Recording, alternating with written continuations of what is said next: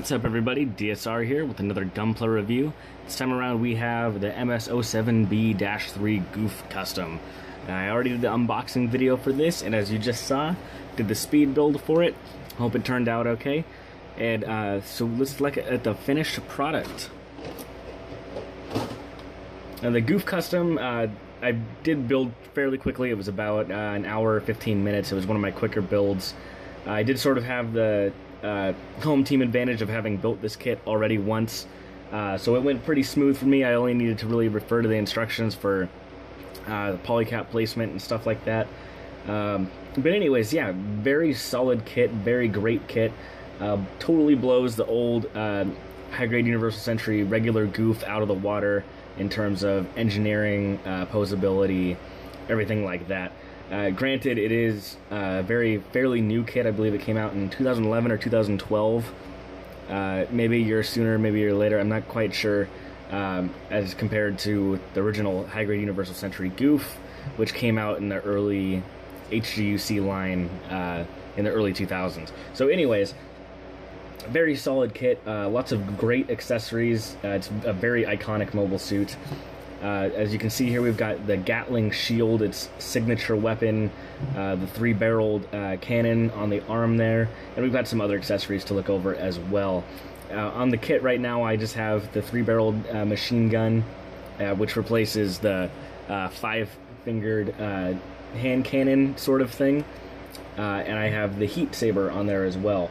And as I mentioned before in the unboxing, no, he does not have a clear variant of the sword like the Gouf R35 does, or like the Zogok, I believe. Is it the Zogok? The red one with the sword. I can't think of his name off the very top of my head. I believe it's the Zogok, though. So no clear parts. It is just the regular heat saber. You could definitely paint it red or orange and get the same effect, or you could just give him another one of the heat sabers. But it does store in the shield just like the old Gouf does. Something that the Gouf R35 lacks. But anyways, I did kind of show off this kit before in my Gouf R35 video. Excuse me, but there are some things that I failed to mention, and some accessories I didn't have on hand when I did that video. One of them, namely, I believe, being the sword, that it does store in the shield and everything, and then the hands as well. And one thing also that I seem to have lost on my other Gouf kit is the wrist part right in here, which is the launcher, or the grappling hook, and the wire for it, as you can see, is just a basic firm wire that's pliable. You can bend it however you want. You can have it, you know, spiraling out of his wrists, kind of like they have on the box. You got it straight out. You could have it wrapped around another mobile suit. I don't tend to use the wires because, you know, once you bend them a certain way, it's hard to get them to go a different way. But the accessory for that is this, which is right here. You pop that out. This one just has the peg to stick in there. It's the same width as the wire. And then on the wire, let me see if I can focus that here. The wire will stick into this hole just like so.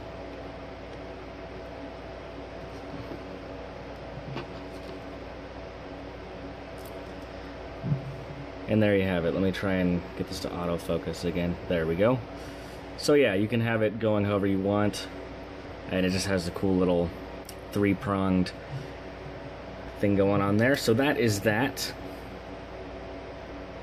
And like I said, the peg on this is real tiny. It's just the width of the wire. So no, they're not interchangeable. You do have to pop it out and put the wire in, and the bigger one will not fit like as a replacement on the other side.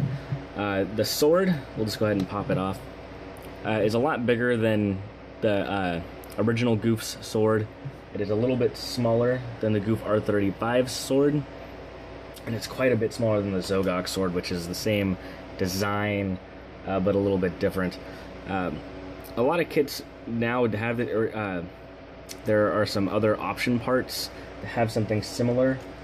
Actually, I believe, do I have them in here, in this box? Yes. For one of the option part kits, one of the weapon sets, that comes with a similar blade. Oh gosh darn it, that is not the right handle for that. My apologies. Let me see if it is in here at all. I might not actually have the handle for this. I don't. I'm not sure what I have the handle attached to right now. I might just have it attached to another weapon. But this is the original Gouf sword. As you can see, it is quite a lot smaller.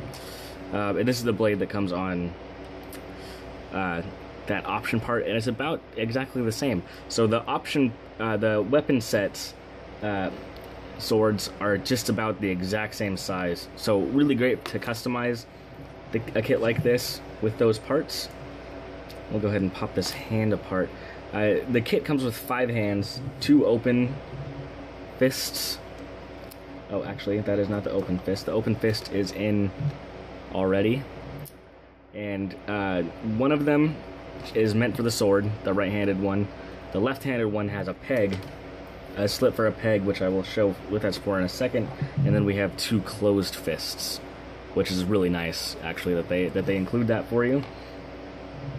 So you can have them with no weapons and just fists. But what I mentioned before is one of my favorite things about this kit is this open palmed hand that isn't one of the more curved ones. You know, they'll usually have a really curved hand, like almost like a grabbing hand, in a lot of kits, and it's pretty flat, you know, out, and it is just meant for the grappling hook. That it's, you know, launching it from its wrist, and that is something that I really like.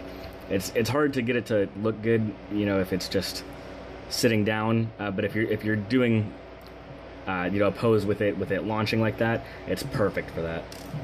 The one issue I do have with this kit, accessory-wise, is the Gatling shield, and that is because of the slit that is in here, the peg for the hand, and that makes it really hard to attach it, just because of the way that it attaches. So what I've found is actually the best way to do it, to get everything on without bending things weird directions, is you take the hand and you attach it to the handle. Oh gosh, where's the peg?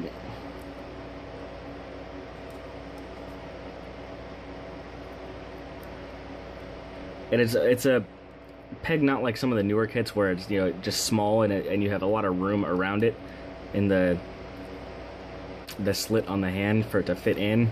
It actually takes up the whole space. I mean, you don't have any give on there. And then what I'll do is take the wrist part off and stick it onto the cannon, and then take the hand and just kind of slip it into the wrist just like that, and then peg the shield onto the gun, because that's how the only way that the shield attaches is through the gun and the hand. So it's all on the lower arm. And then now that you've got the wrist and the ball joint for the hand there, to just slide it on just like that. And that's without having to have hassle of, you know, putting the hand on and trying to peg it in there and get the peg up and around over everything. It's just really kind of messy the way it's designed, but there probably isn't a way that they could have done it that would have been any easier. I just find that is the best way to get that on there without, you know, endangering yourself of breaking anything.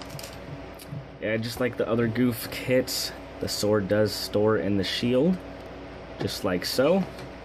And so you've got pretty much every attachment on there except for the grappling hook there.